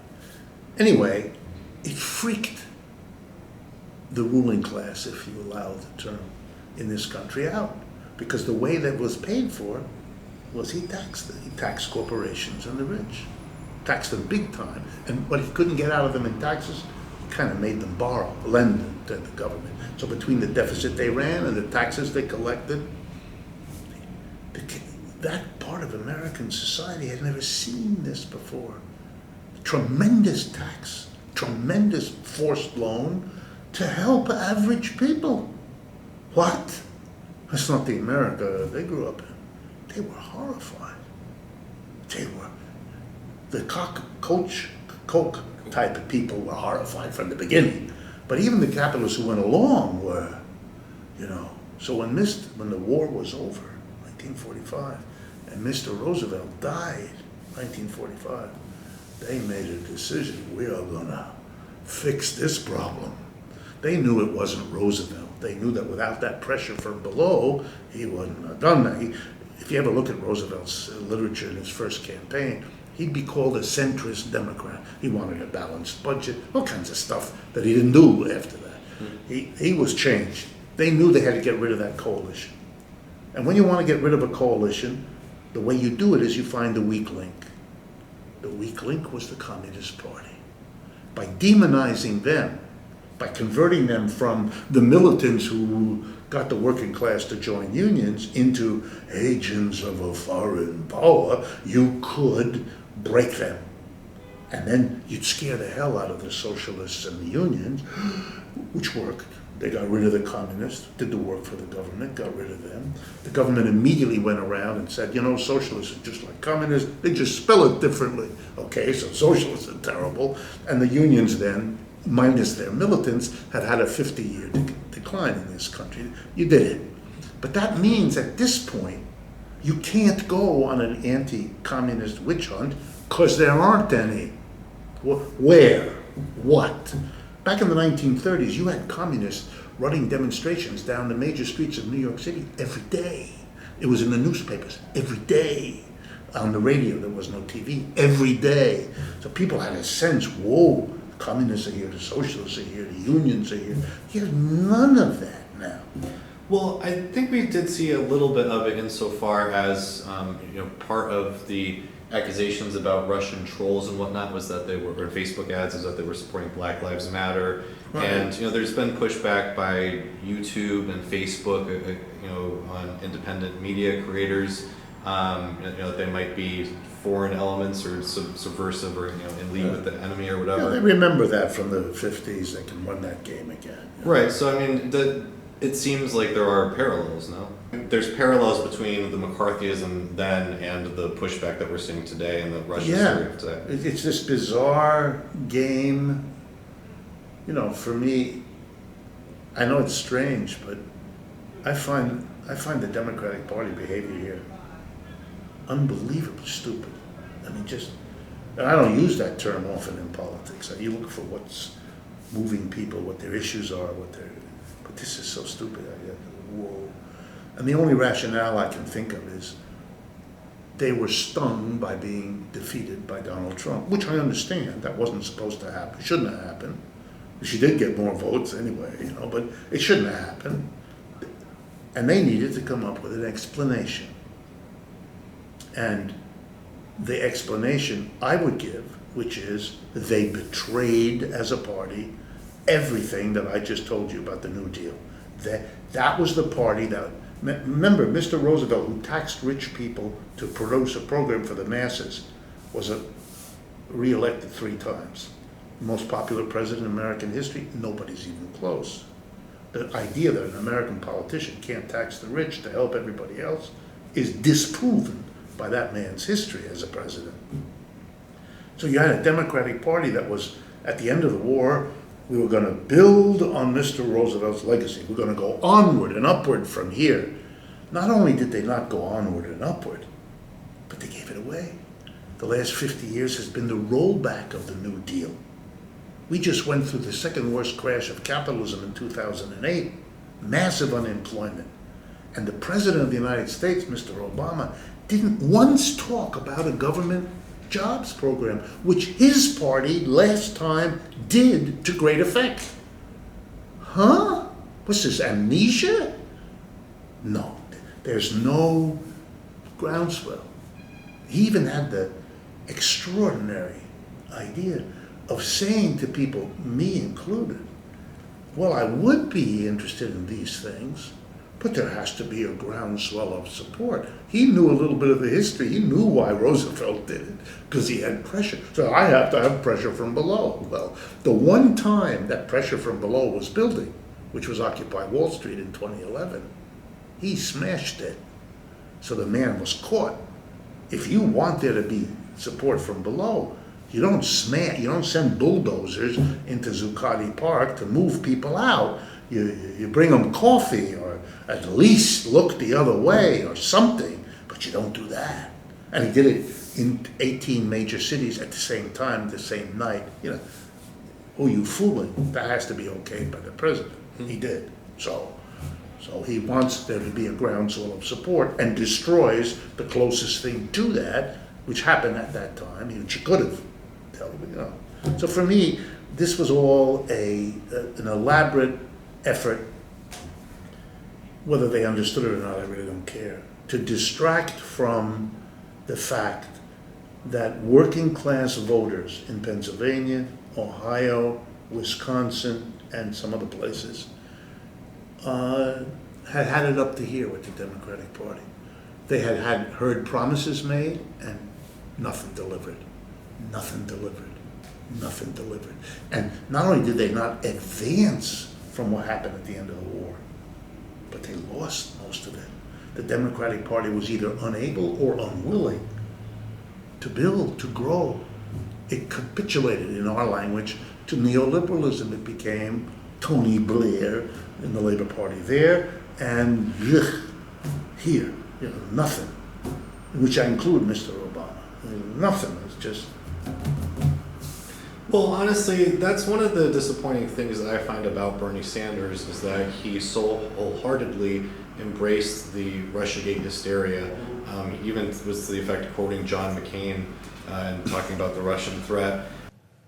At the Helsinki summit on Monday, President Trump embarrassed our country, undermined American values, and openly sided with Russia's authoritarian leader, Vladimir Putin, against the U.S. intelligence community's unanimous assessment that Russia interfered in the 2016 presidential election. Senator John McCain is right when he said it was, and I quote, one of the most disgraceful performances by an American president in memory. The damage inflicted by President Trump's naivete, egotism, false equivalence, and sympathy for autocrats is difficult to calculate. But it is clear that the summit in Helsinki was a tragic mistake, end quote. That's not Bernie Sanders talking. That is former Republican presidential candidate, Senator John McCain. I think it's sad, because I think that he's, like you're saying, I think that it's sort of distracting from these larger issues, and that should be the focus, and this area is a distraction. Yeah, he does that with military spending. He does that with certain issues, which, it's his political judgment, what he can and cannot do, and with his constituents in Vermont and all of that. I understand. I mean, I don't agree with it, but I understand it. But, your central argument, I agree. I think it was a distraction. I think it was silly. The whole world, my background is European. English is my third language, so I speak French and German because my family is French and German. And I keep up. I mean, I go there often and I keep up with things. Europeans don't see it the way Americans do, and it would be very healthy for Americans to understand it. For Americans, interfering in other people's elections is an American specialty. It is something that has happened in almost every European country for decades. You cannot understand, for example, French politics after the war, Italian politics after the war, German, without massive American interference of all kinds. PR, money, all kinds of stuff. For the United States to go, somebody did it to us, strikes Europeans as funny. It is so outlandish that I have to explain to European audiences American psychology so that they can understand why Americans would see it that way. I have to explain. No, see, in America, none of that is accepted. That is all ruled out. I remember sitting in a university in Paris and having a very smart young man say, in 1954, the United States overthrew the government of Jacobo Arbenz in Guatemala, which is true. If you look it up, you'll see it. What are you talking about? How horrible it is to have outside interference. Haiti is a 100-year disaster because of continuous interference by the United States, which is true in every Central American. For the rest of the world, who knows these stories, bits and pieces of them, not in any systematic way, the whole idea of this horror, the Russians, what? First of all, the Russians interfere in their elections too, and have on and off, and they've occasionally caught somebody. But they're busy doing that to the European countries. And they know that the United States, what is this? It's true in Europe, you're not supposed to discuss it. And when somebody gets caught, there are usually shock and awe, but it lasts 24 hours, and then the news cycle goes on because nobody quite really takes it seriously. But in this country, it's all taken seriously by the Democrats. I found that very sad. It's sad because it's an abysmal failure to deal with what really happened here. Why are so many working class people either ambivalent or even like Mr. Trump? They like the bombast. They want to believe he's going to bring manufacturing back. He isn't, but they want to believe. They always wanted to believe the Democrats, who used to say that. Right. So they give it to Mr. Trump. Why not? The Democrats aren't doing it. So maybe this clown with his orange hair will do it. I mean, maybe. I understand. Between your anger at being betrayed by who you thought was your spokesperson and the fact that this one, is disliked by all the people you don't like anymore, those are enough reasons when you go in the voting booth. You'll do that. So I know we're running over. I apologize. I just had a couple quick questions. Somebody else who's been on the show a few times is Noam Chomsky, and he's somebody who's also talked about workplace democracy. I'm just wondering if you have read him and if you look up to him and have any thoughts on his work. Yeah, for me, it's a little bit like Bernie. I mean, except for a longer time, he has been a voice of criticism, an alternative, particularly about foreign policy, where I found what he had to say very interesting and very useful, but on a whole range of issues. He didn't have the fear, for whatever reason. Maybe he was a secure, tenured professor at MIT and recognized as a great linguist and all of that. So he was in a secure place. In a sense, I'm a little like him. In a sense, I've also been I've been a tenured professor all my adult life because I went to elite universities. People don't know quite what to make of me, that I should be a critic of capitalism, but went to school at Harvard, Yale, and Stanford. That's all I ever went to, these three fancy schmancy schools. So I have an ability to get an ear, have people listen a little bit. I try to be as fluent and as careful as I can. But I admire that he was, in that sense, a pioneer, saying what others feared to say or couldn't say, and opening the space. I like that about Bernie, I like that about him. They do it in different ways. If you want to, theoretically, I'm less of an anarchist than I think Chomsky is. I believe in organizations. I believe in working together. I believe in collective effort that requires an organization. If you asked me, you didn't, but if you did ask me, what's the single biggest missing element on the left today? I would say to you, it's not the consciousness, although we need to develop that. It's not the understanding, although we need to develop that. And it's not the numbers. We have those. We don't have any organization. We are the most disorganized left I know of. It is an amazing testimony, in my judgment, to the isolation, individualism, and ideological underdevelopment of the American left, that it cannot make organizations. Or put it otherwise, shrinks away, hesitates, skeptical, worried all the time that an organization will rob me of my individuality. It will tell me what to do. Even though you spend your whole life in a school or a job where you're being told what to do by people all the time. But when it comes to your volunteer political activity, you don't want that. Partly because you have to suffer it everywhere else. You don't want it here. Yeah, this is a lovely idea, but that ain't gonna work. You're not gonna confront a system as organized as capitalism is by simply hugging it to death. This is not gonna work. You need organizations. It's possible to have organizations that are not oppressive. It's possible to have organizations that are not arbitrary. It's possible. It's hard, but it's possible.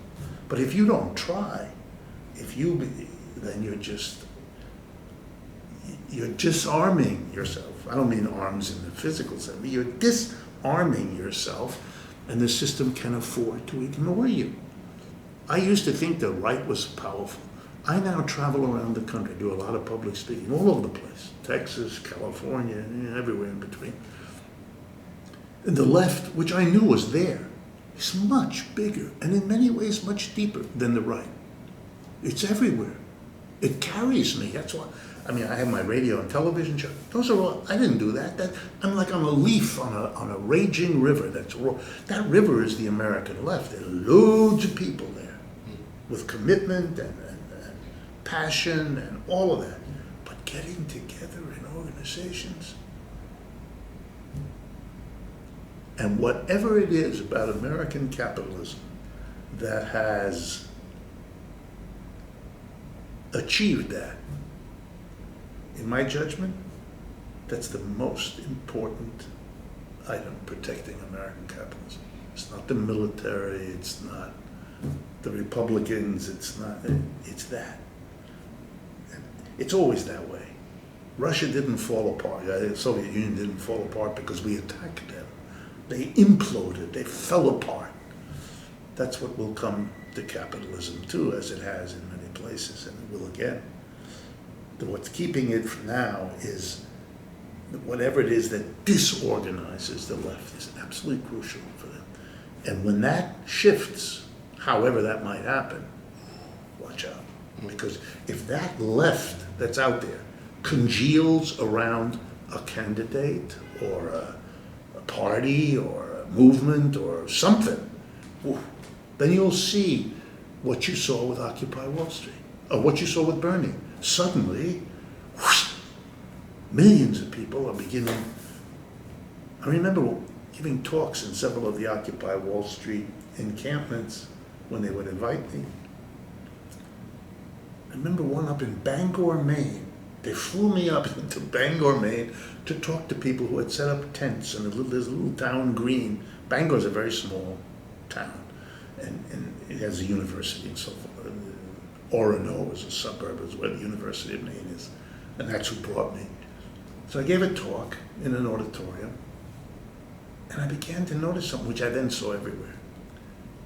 After about half of my talk was over, people who had been listening attentively and perfectly nice, I began to watch their eyes, because I'm the speaker, I see the audience, and their eyes were no longer on me, so my ego got over that. And their eyes went to one another. And when it was over, they were looking around the room. At the end of the meeting, I took 2 or 3 of them aside who came up to talk to me at the end. And I told them, I noticed that, what's going on? They laughed. They said, we all can't understand. Who are these people? There were 300 people in the auditorium. Nobody in that room thought that there were 300 people who would come and hear me talk about whatever to the Occupy Wall Street. They were learning that they weren't alone. They were. Now the next question is, how do we ever, which they were smart, these young people, how do we get them together again? How do we organize so we aren't 300 people in this little town? 300 people that coordinated and clear in their mind of what they want. That's it. That changes that town. Mm-hmm. Any 300 who did that would change the town. Right wing, left wing, don't make any difference. They all understood in a flash, in a way that no lecture and no book would have done. They saw what their problem was. They didn't have an organization. That this little spark, this bizarre tent city in their muddy downtown, field, was the catalyst. Who would have thought it? It's like chemistry, there's something called a supersaturated solution, a bit about chemistry. If you dissolve a salt in water, it disappears. You just see the water, right? Because the crystals dissolve. But you keep doing that, you get to a point where the concentration in the water, which you can't see, but it's such a dense concentration of the salt, that the next little crystal you drop in, teeny piece, just like the others, immediately it solidifies. It congeals around that last one. It can't handle another solid and keep its liquid form. That's it. That's the metaphor. You're developing a supersaturated solution in the United States.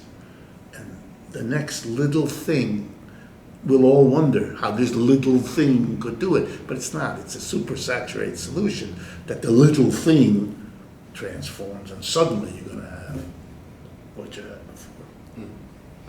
I actually had been trying to, on the subject of Noam Chomsky, set up a debate between him and Walter Block, and in the end, it wasn't really manageable, and Professor Chomsky didn't really want to do a debate. He didn't like, I guess he didn't want to do a debate. But in any case, you're going to be having a debate in the coming months with Gene Epstein from the Soho Forum.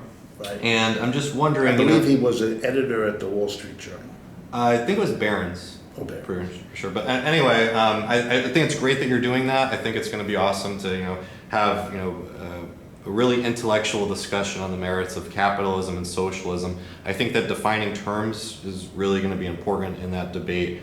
But when you're up there on stage with him and he says that he wants a free society without coercion, and he points to the difference between North Korea and South Korea and East Germany and West Germany, and that a freer society is better, and America's great because it's free and because it's capitalist, and we have the freedom to make arrangements for how much we're going to get paid or where we're going to work or whatever. Just overall, when you're up on stage and he's making those arguments, what's going to be your main line of attack, or how are you going to refute those talking points?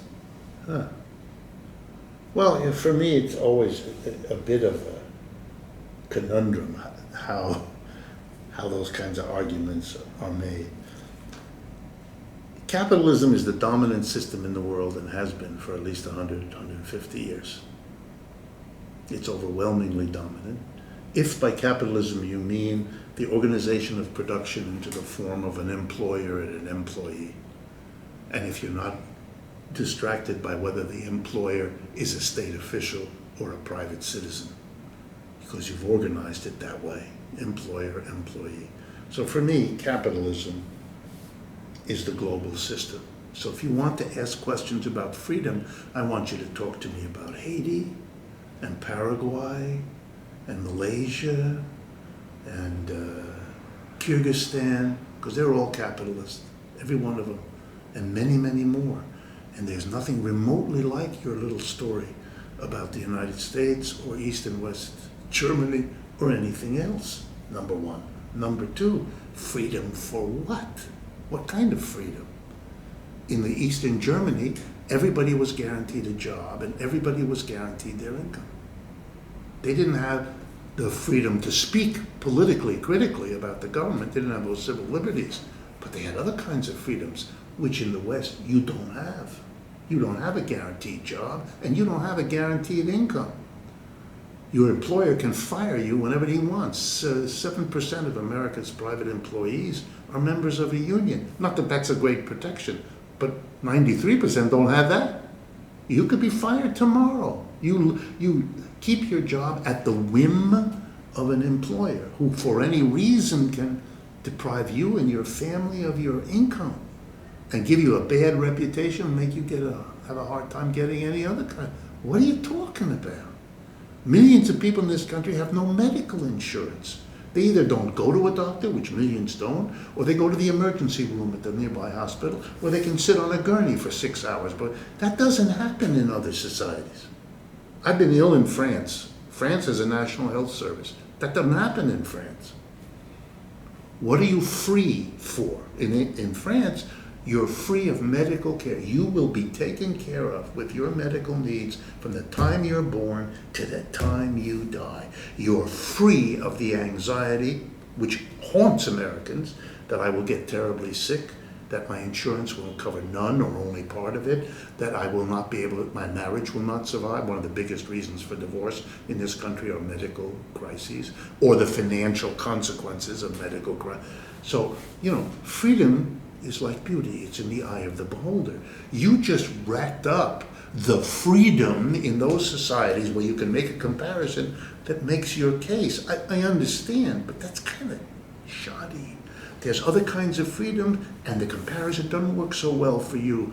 That's okay. We can balance. We can talk about which kind of freedom you get here, but you don't do that. You want your audience, our people here, to believe that there's only one kind of freedom, the one that works for your comparison. You can't do that. That's crappy. I mean, I won't use such words, but it's what it is. It's a cheap shot. Stop it. Most people in the world are poor. We have 7.5 billion people on this planet. The populations of North America, Western Europe, and Japan are a small minority of all those people. Most of those other people are very poor, and they've been poor for hundreds of years. And what they want more than anything else is freedom from poverty. They want to have enough to eat and a decent shelter and an education for their children. Okay? So for them, to use economics, the biggest issue is to stop being poor and to become, as a society, richer. In the last 2 centuries, what were the 2 countries that grew fastest from poor to rich? In the 20th century, it was the Union of Soviet Socialist Republics. And in the 21st century, it's the People's Republic of China. No one comes close. I'm not advocating those societies. I'm not saying they're wonderful, or they don't have horrible problems that need to be solved. Don't play games. But if you understand what they achieved, often at horrific cost, of all kinds of costs they paid, but they did it. And the rest of the world is missing the point. And Americans can choose to look the other way. It's not going to change it. It's like a little child puts their hands in front of their face when they see the scary doggy, but that scary doggy, as they get older, doesn't go away because you don't see it. So those people, for example, the people of China, they support their government. You know why? Because of what I just said. That's not blind. They understand that government is autocratic. They understand that government doesn't allow competing political parties, all the things we can point to. But we can point to what they're bad at, as long as we do this with some reasonable balance. And you, I don't know him personally, so you, Mr. Epstein, you're not doing that. I'll be very polite and all that, but you're not doing that. You're playing rhetorical games. And I understand it's a debate, and there's a little of that always, but come on, you know what I'm saying is true, but you're choosing somehow to not acknowledge it. Freedoms are of many different kinds, and where you see some, you don't see others, and vice versa, and that's got to be in this conversation, or else we're not having a conversation, we're having some other kind of event, which is not what you invited me for, because he invited me, I didn't invite him. This is his thing. He does these debates, I think, on a regular basis. Yeah, and they are interesting. And again, I'm definitely looking forward to it because you weren't able to debate Jordan Peterson, right? Shall I tell you that story? Let me tell you the story with your camera. Good. Okay. Then I gotta stop. I get a call, this was a good year or so ago. I get a call from a group of students at Boise State University in Boise, Idaho. They're having a day devoted to the work of Jordan Peterson, which is of great interest, they say, to students and faculty at Boise State. Okay. That's what they tell me. And they want, as part of it, for there to be a debate in which someone who, a debate, because he said things, they quoted to me, about Marxism, that, one of which was, the one that stuck in my mind, no Marxist dares to debate him. I laughed and I said, I will. They knew that somehow, and they laughed too. And they said, well, we'll bring you out here, we're bringing him, because it's a day devoted to his work, so it's flattering to him, they're bringing him. Would I come out and debate? Yes. So we talked a little bit, and the dates were fixed and so forth. And they were in touch with him to work it out. So I have to admit, I didn't know who that was. I mean, when he said, no Marxist debate them, it was clever for them to say, I said, well, okay, I'll do it. That was good bait for me. Sure. So then I looked him up and I learned a little bit about him, on Google. About 5 or 6 weeks later, I mean, it was into the future, it was months away. 5 or 6 weeks later, the same people called me back and said, awkwardly, he's pulled out. I said, what are you talking about? I thought we had all disagreed. Yes, we had it all agreed. He's pulled out. And I said, what do you mean? He said, well, he raised the fee. And we can't, it's a public school. Boise State is not a private public school. And they can't pay, yes, I think 50 grand or some enormous amount of money. So, but they were very pissed because they saw, I'm interpreting, but they saw his financing issues.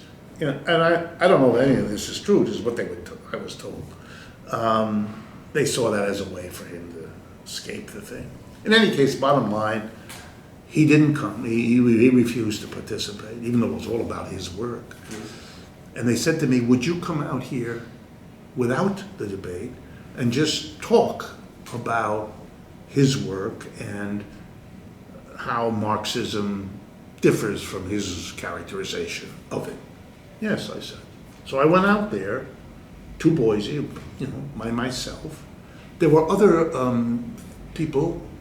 I wasn't the only invited guest. There were others from around the country who came and talked. It was a day of workshops and talks about Jordan Peterson's work mostly. And I gave a talk. And I mentioned him a little bit at the beginning.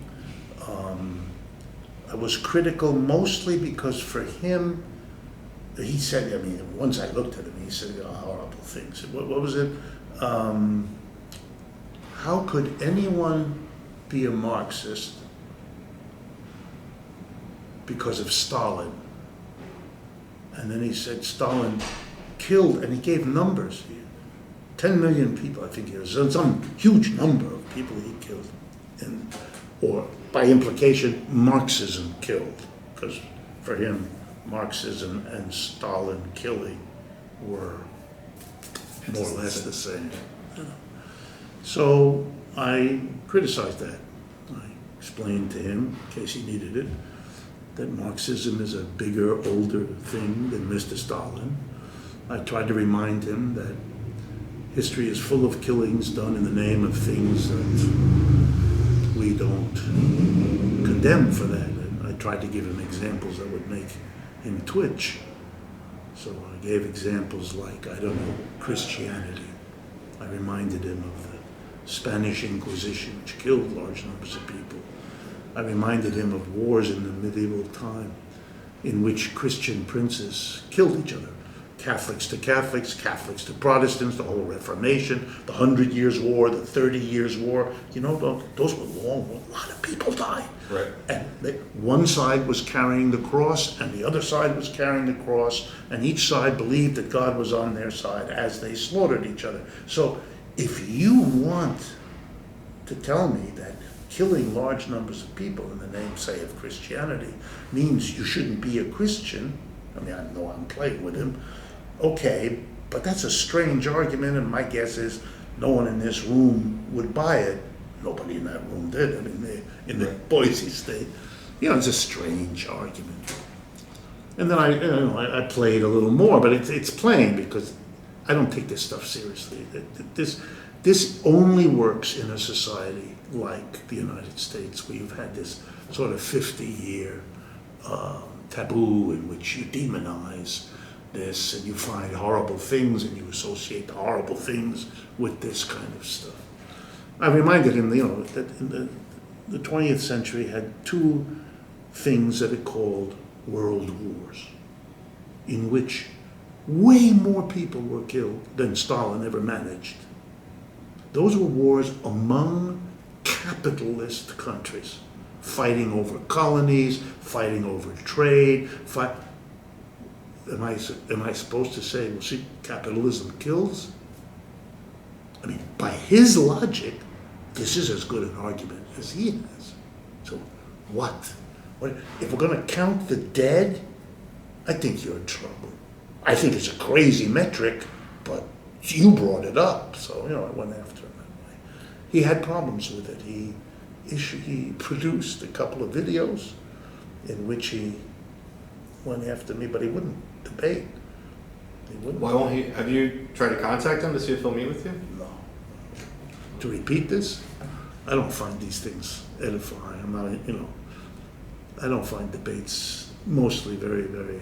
I know people like them, and I respect that people do. But I find what you end up doing is you're scoring points. You're not making an argument. Often you don't even have the time to make an argument because people are at each other. So I've preferred, for example, let somebody make an argument for 10 or 15 minutes. Then I'll make an argument.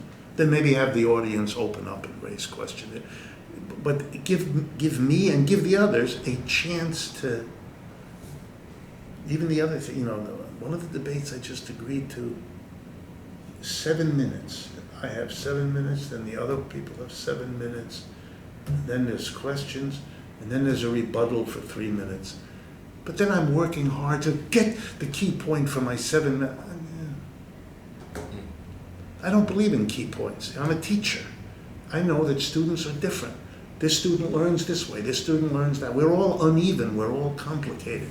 We don't learn in the same way. So you need to go over the point this way and a little bit this way and maybe come at it from that.